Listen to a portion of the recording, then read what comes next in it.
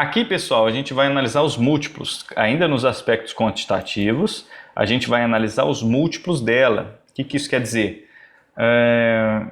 Basicamente vários indicadores aqui, fundamentalistas, que a gente vai estar dando uma olhada, e é importante que a gente entenda que o valor de referência que eu coloquei desses indicadores foi para a ação valendo R$ 28,00. Então, tudo que você vai ver aqui agora são indicadores fundamentalistas para o valor da ação R$ 28,00. Se você estiver vendo esse vídeo e a ação estiver acima de R$ 28,00,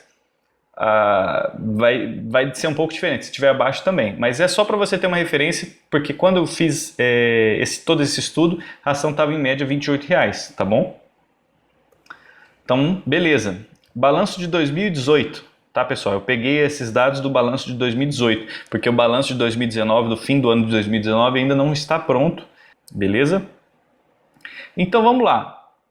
Lucro por ação de 0,84. Pessoal, aqui vai ser difícil eu explicar item por item, tá? É assim, com bastante profundidade, tá? Mas lembrando, lucro por ação, a gente vai pegar o lucro e dividir pelas ações emitidas. Então 0,84 é o lucro por ação, basicamente isso. Né? Quanto que uma ação vale? A ação está valendo R$ 28,00, o preço, né? Vamos falar do preço. O valor é diferente do preço, né? Quanto custa a ação? Está R$ 28,00. Desses R$ 28,00, 0,84 é lucro no ano isso, tá? Então olha só, você está pagando R$ 28,00 e a empresa só consegue gerar 0,84 de lucro. Ou seja, a relação PL dela é 33,3. Você está pagando, teoricamente, 33 vezes a mais do que o lucro dela. Perceba isso, tá? Valor patrimonial por ação. Patrimônio é o que ela tem de riqueza. Patrimônio é o que ela tem de patrimônio, né? O sinônimo de patrimônio é riqueza, tá? Então, digamos que... Como é que é a fórmula de patrimônio, né, líquido? Você tem todos os ativos da companhia, ou seja, as lojas, todos os móveis, a fábrica, os ativos dela, você vai tirar as dívidas e logo você tem um patrimônio líquido, ok? Então, o valor patrimonial por ação é você pegar esse PL, que é o patrimônio líquido, e dividir pelo número de ações. Então, você está pagando R$ 28,00 pela ação, mas o valor patrimonial dela, ou seja, quanto que ela tem de patrimônio, é 1,90 só. Perceba isso também. Então, o preço sobre o valor patrimonial é de 14,73. Né? Ou seja, você está pagando 14 vezes mais o patrimônio dela, com a ação valendo a R$ 28,00. De novo, lembrando, tá bom? Isso daqui é importante você saber, tá? Se você decidir investir, saiba disso, tá? E Enterprise Value, que a gente falou. O que é o Enterprise Value? Para uma pessoa ou uma empresa poder comprar a Vivara, ela vai precisar comprar todas as ações mais as dívidas dela. Então, teoricamente, tudo isso dá 6,85 bilhões. Então, você que está assistindo o vídeo tem 6,85 bilhões, você consegue comprar a Vivara, beleza? Vamos lá. Aqui é o EBIT por ação, tá? Um pouco diferente do lucro, tá, pessoal? Aqui a gente vê que o lucro é 0,84 por ação. Só que o EBIT, o lucro operacional, porque aqui é o lucro líquido, tá? Lucro líquido depois de deduzir impostos, amortizar, uma série de custos, né? O lucro líquido é 0,84. Só que a gente pode analisar também o EBIT, ou seja, o lucro operacional, antes de deduzir impostos e outros custos, que daria 1,04 por ação, tá bom? Um pouquinho a mais. E, de certa forma, também o preço sobre o EBIT cai, tá bom? Aqui, o preço sobre o lucro líquido é 33,3, ou seja, você está pagando 33 vezes mais do que o lucro aqui. Aqui você está pagando quase 27 vezes o EBIT, o lucro operacional, tá bom? Aqui também eu dividi todos os ativos da companhia por ação, tá? Que daria aqui 3,76, tá bom? Todos os ativos da companhia dividido pelas ações daria 3,76, certo? O que isso significa? As ações custam R$ 28,00. Isso daqui em reais, tá? Desses R$ 28,00, 3,76 são os ativos, entende? Espero que sim. E preço sobre o ativo, de 7,44 vezes, né? O que isso quer dizer? Eu estou dividindo aqui o preço de R$ 28, tá? Pelos ativos, que deu uma relação de 7,44 vezes. Ou seja, quando você compra uma ação da Vivara com um preço de R$ 28, você está pagando 7,5 vezes a mais do que os ativos que ela vale, dos ativos da empresa. A empresa tem seus ativos, tudo que é ativo, pessoal, as lojas, os carros que ela tem, os bens, né? Isso representa quanto em dinheiro, né, no valor da ação? 3,76. E você está pagando 7 vezes mais porque você está pagando R$ 28.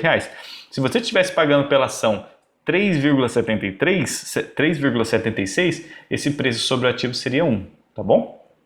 Só para você entender, tá? E a gente dividir o Enterprise Value, dividido pelo EBIT, que é o lucro operacional, a gente tem esse número, que isso daqui teoricamente são anos, tá? Então, isso daqui fala o quê, pessoal? EV dividido pelo EBIT. Quantos anos a Vivara levaria para comprar ela mesma? Ó que louco. Quantos anos a Vivara levaria para comprar ela mesma? Pelo valor das ações hoje? Opa, quase 28 anos, né? Se ela mantivesse os mesmos lucros, tá bom? Em 28 anos ela levaria para comprar ela mesma, se ela tiver os mesmos lucros. Show! Margem bruta, isso daqui a gente compilou as margens, tá bom, pessoal? Isso aqui é bacana. Margem bruta de 70%, é uma baita margem, viu, pessoal? O que é a margem bruta? É as vendas menos os custos do produto. Então, digamos que ela vendeu, sei lá, uma joia a R$ 100. R$ 100. Só para produzir aquela joia, ela gastou só R$ 30, menos R$ 30. Então, olha que legal, ela tem uma boa margem bruta, né? Ela consegue ter aqui R$ 70 de lucro bruto, tirando somente as despesas do produto, tá? Agora, olha só, da margem bruta para a margem EBIT, o que é isso? Margem bruta você tira somente os custos do produto. O EBIT você já tira todas aquelas despesas administrativas, já cai para 23%, tá? Então imagina se a margem bruta dela fosse, sei lá, 50%. A margem EBIT dela seria muito menor. Então, por isso que é importante ela ter uma fábrica e ela ter aquele modelo verticalizado. Isso permite com que a margem bruta dela seja alta, é bem alto isso daqui, tá bom? E isso é bacana para o investidor, é bacana para o acionista, é bacana para a empresa, tá bom? Ter uma margem alta, ela consegue ser eficiente na hora da criação do produto. Só que perceba que cai 50% da margem aqui quase, só com as despesas administrativas, então é bastante despesa administrativa, tá bom? Isso daqui você consegue entender, tá bom? Você entende que aqui é custo do produto, então bacana, ponto positivo, a fábrica está arrebentando. Agora, despesa administrativa tem um monte, será que eles não conseguem melhorar? Fique de olho nisso nos próximos balanços, tá bom? Margem líquida, aí a gente vai deduzir todos os impostos, todas as... amortização e tudo mais. Então, o líquido, depois de pagar as despesas, deu 18% de margem no balanço de 2018. Ainda é uma baita margem. Tem muita empresa, pessoal, que tem margem de 2% e 3%. Às vezes até 1%, às vezes negativo, tá? É o caso de supermercados, tá? Supermercados têm margem normalmente bem baixinha. É claro que ele tem uma receita gigantesca, todo mundo compra no supermercado. Mas a margem dele vai, aposto de gasolina também, tá? Então a margem costuma de ser de 1%, 2%, 3%, 5% se for um baita operação, tá bom? Então a margem líquida de 18% é positivo. Compare a margem líquida das empresas para você ter uma noção, tá bom? ROI, esse aqui é o Return on Equity, é o retorno do patrimônio da empresa, de 44% quase, é um bom ROI, né? E o ROA, Return on Asset, ou seja, os ativos, retorno dos ativos e retorno do patrimônio, de 22%, tá bom? É um bom ROA também, tá?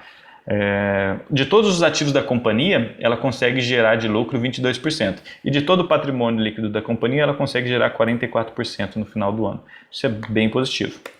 beleza? Mais dados, pessoal, aqui, ó. Aqui eu dividi o passivo pelo ativo, tá? Que é 49%. O que isso quer dizer? Vamos lá, ó, só para a gente entender esse slide. O que é um ativo e o que é um passivo? Ativo é tudo aquilo que pode gerar receita para a empresa. A fábrica dela é ativo, o estoque dela é ativo, todo o equipamento dela são ativos, tá bom? O que é passivo? Todas as dívidas da empresa e obrigações, tá?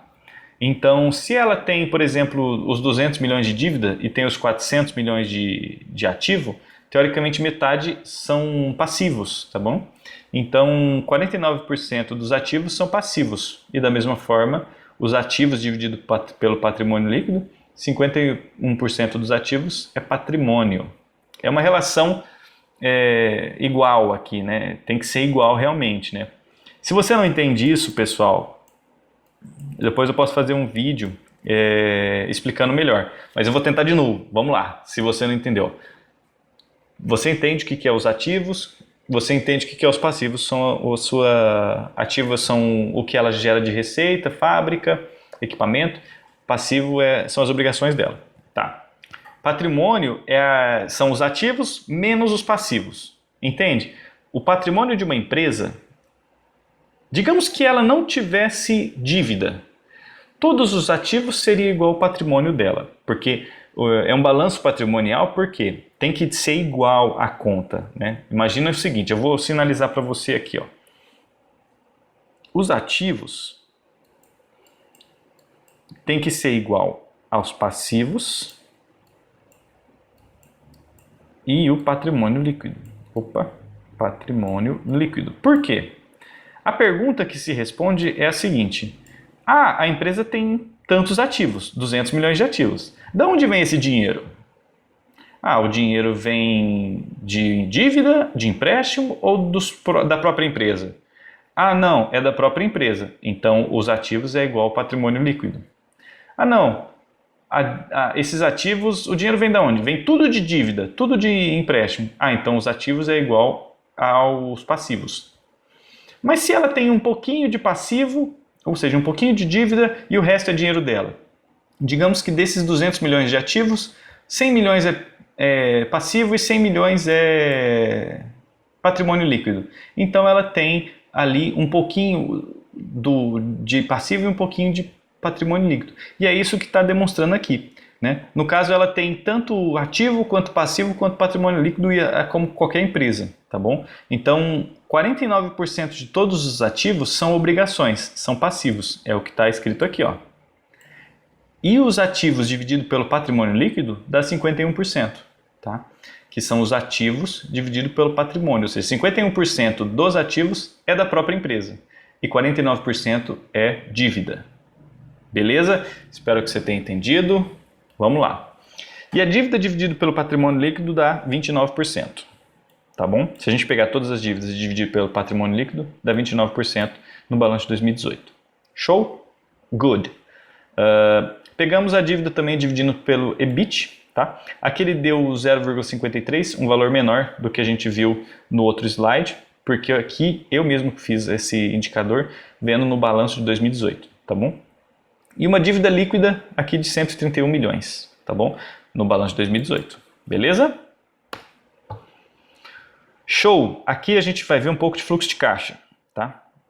Fluxo de caixa operacional, 155 milhões, é o que ela gerou com as operações dela. O CAPEX foi de 13 milhões, ou seja, quanto que ela investiu na própria empresa, tá? Depreciação e amortização, 16 milhões. Tá? Fluxo de caixa, tirando o CAPEX, que é o FCO, fluxo de caixa operacional, menos o CAPEX, deu 141 milhões, 540 mil, tá bom? E aqui o CAPEX dividido pela depreciação e amortização deu 82%. Ou seja, o CAPEX foi de 13 milhões e a depreciação foi 16 milhões. Eu só peguei e dividi esses dois e deu 82%. Ou seja, o que isso quer dizer? Depreciação e amortização é o que É porque a empresa precisa investir nela mesma para simplesmente cobrir a depreciação dos ativos dela. Porque em contabilidade, digamos que quando a gente compra um notebook, por exemplo, né? Um notebook, ele tem uma vida útil, né? Então, normalmente dura 5 anos, 8, 10, 15, dependendo.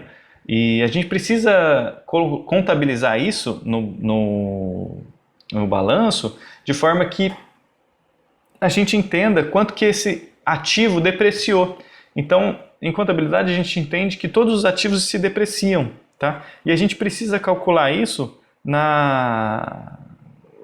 nesse indicador de depreciação e amortização, tá? Porque se isso aqui a gente entende que se ela investiu só 13 milhões em 2018, o CAPEX, e a depreciação foi maior do que o CAPEX, ou seja, ela investiu menos do que a depreciação. Isso pode indicar que no futuro ela vai precisar investir mais nela mesma do que nesse ano. Entenderam? E aqui também eu dividi o CAPEX pelo fluxo de caixa operacional, tá? Que deu mais ou menos 8,47%. Que eu peguei o CAPEX e dividi pelo fluxo de caixa operacional. Ou seja, 88% do fluxo de caixa operacional ela investiu nela mesma. Tá? De tudo que ela gerou de dinheiro, de fluxo de caixa, ela investiu só 8,47% no balanço de 2018. Tá? Então, bastante ficou livre de investimentos. Tá? E perceba que ela não precisou investir muito então sobrou bastante lucro, tá bom? Se esse número aqui, se o CAPEX fosse 155 milhões, por exemplo, ela gerou de fluxo de caixa 155 milhões e o CAPEX foi de 13 milhões, desculpa, de 155 milhões também. Esse CAPEX dividido pelo FCO daria mais ou menos 100%, ou seja, não teria sobrado dividendos para o acionista. Percebe essa relação de CAPEX, quanto que sobrou de fluxo de caixa, tudo mais? Essa relação de depreciação, CAPEX dividido pela depreciação. Espero que você tenha entendido este lance, beleza? Qualquer coisa, pergunta nos comentários. E pessoal, não há dados suficientes para dividendos, payout, né, CAGR, que é a taxa de crescimento anual composta, tá? Porque é uma empresa nova, uma empresa que entrou agora, ela nunca distribuiu dividendos, né, em 2019. Não tem um payout, então realmente não tem esses dados para a gente poder estar analisando, tá bom?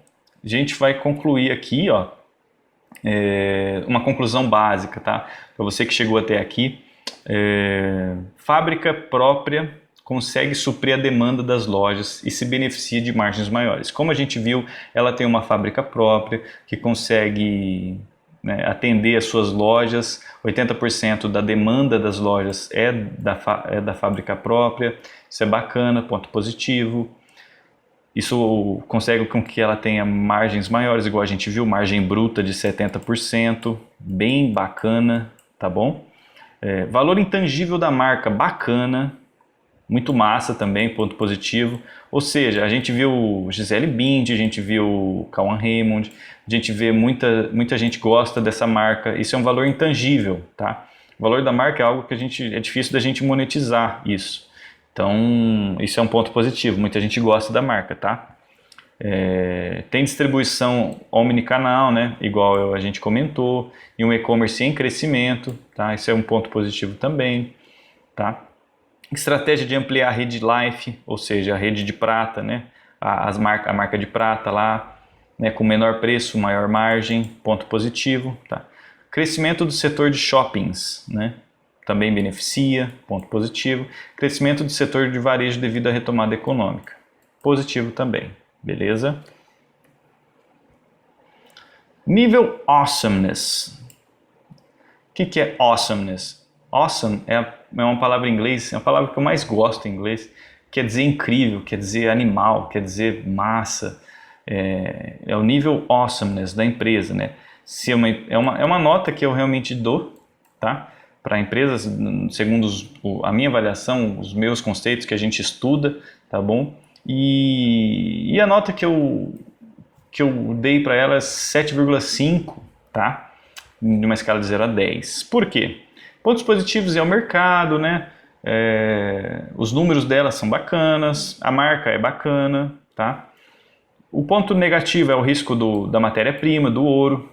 Eu, sinceramente, não curti o IPO, tá bom? Achei que poderia ter sido melhor, mas enfim, né? E a conclusão mesmo que é it's cool, tá beleza. It's cool é tá beleza. Com uma exposição moderada. Não é uma recomendação. Isso é o que eu faço para mim, tá? Eu entrei, né, em Vivara, mas com uma exposição moderada, né? Eu não entrei com muito, né? Eu entrei com uma exposição moderada mesmo, com assim 1%, 2%, realmente só para eu participar ali do IPO, porque eu gostei da marca, tá? Eu acho que é um setor bacana para você colocar na sua carteira, mas tome suas decisões, tá bom? Com base no nosso estudo, beleza? E, pessoal, novamente, atente-se aos riscos mencionados e let it go. Suas decisões, tome suas decisões, espero que tenha sido positivo, tá? Pessoal, só uma última chamada.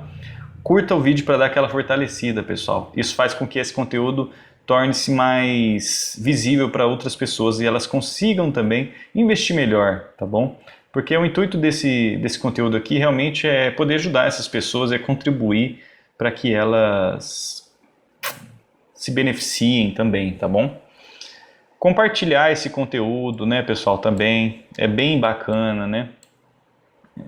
Eu faço com muito carinho tudo isso daqui, né? E quanto mais pessoas puderem assistir, mais eu, né, vou ficar contente, tá?